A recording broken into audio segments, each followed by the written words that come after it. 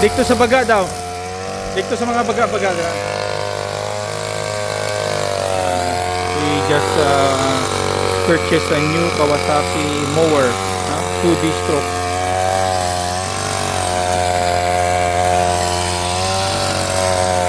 Ito yung mga manggahan natin. So mabilis na yung cleaning because of the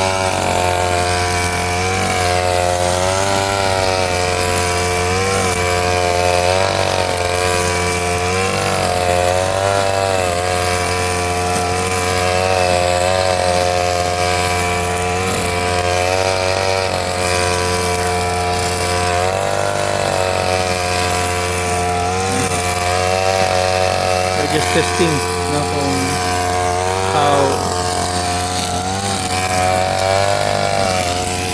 ito yung farm natin here in Jensen. Dapat continuous ba? Dapat ikuan mo?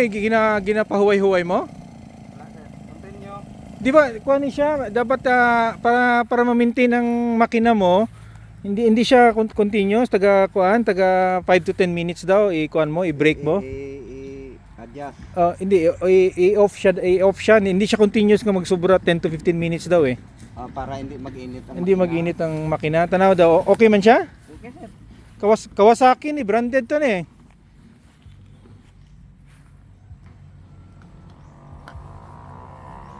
10 minutes pahuway. Hindi magpahuway ka segundo lang.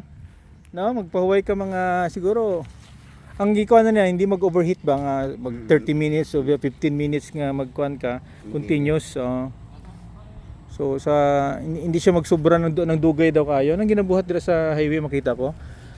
Testing ang tagduha lang ang nylon. Bugatan na siya kay baga ang sagbot. Tanggalon mo? Duha lang. Tatlo kanina, sir. Lami ang kaon na ani kuan. Duha lang. Nawala namang nylon niya, natanggal. Tanggal to. Ha? Lupat to. Dali man to maire, sir. So ilisan mo ni karon?